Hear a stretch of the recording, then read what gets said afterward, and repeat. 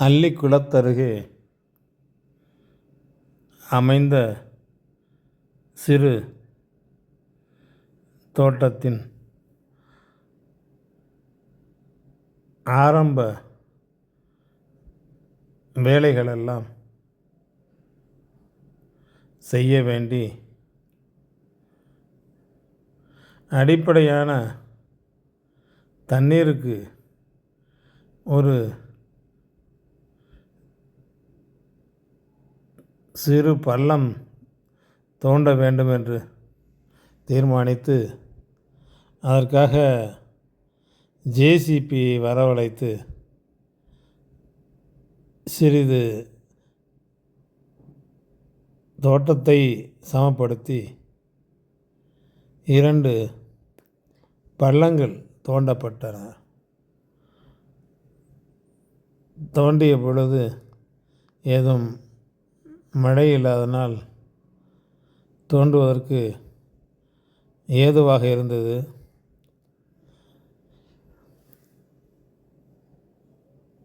தோண்டி 1 வாரம் கூட ஆகவில்லை. நேற்றைய பொழுது மாலையில் சிறிய அளவில் மழை பெய்ததால்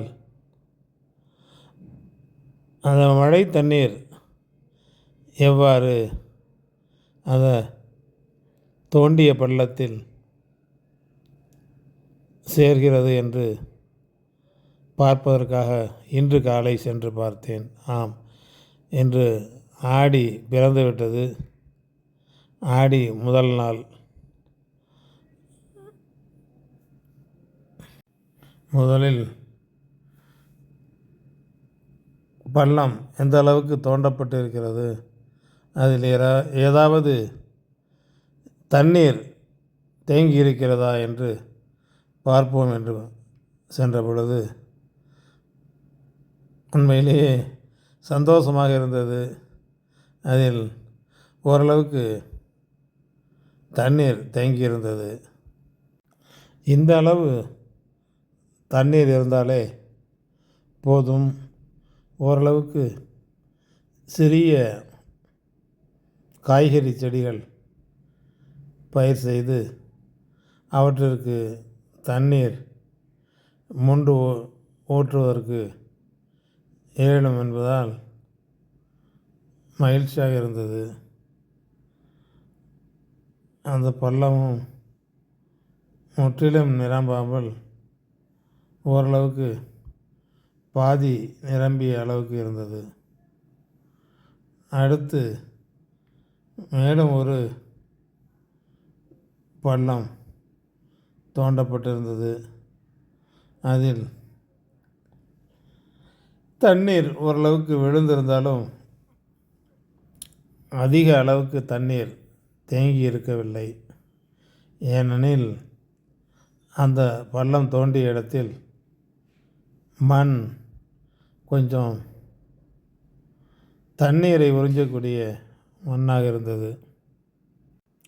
எனவே பாலத்திலிருந்து தண்ணீர் கீழே விழுந்திருந்தாலும் அந்த பள்ளத்தில் நிறைய நீர் நிரம்பாமல் இருந்தது. இருந்தபோதும் அதை வேறு சின்டெக்ஸ் தொட்டி போன்று ஏதாவது ஒரு தொட்டி வைத்து அந்த பள்ளத்திலும் தண்ணீர் நிரப்பலாம் என்று நம்பிக்கை வந்தது.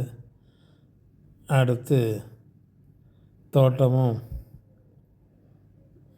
ஈரமாகவே எல்லா இடத்திலும் இருந்ததால் எல்லா இடங்களுக்கும் சென்று பார்க்க முடியவில்லை. இருந்தாலும் ஏற்கனவே வைத்த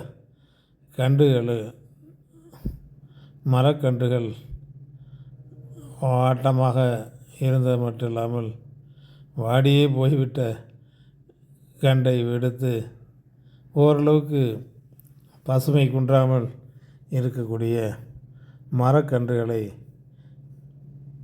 அவற்றை சுற்றி ஓரளவுக்கு பள்ளம் தோண்டி மழை நேரங்களில் தண்ணீர் அந்த கன்றுகளை சுற்றி தேங்கி இருக்கும் வண்ணம் அமைக்க வேண்டும் என்று முடிவெடுத்து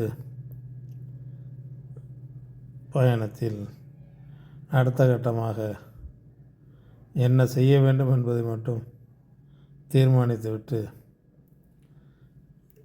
இன்று வேறு வேலைகள் எதுவும் செய்ய முடியாத அளவுக்கு சகதி இருந்ததனால் வீட்டிற்கு திரும்ப வேண்டியதாகிவிட்டது.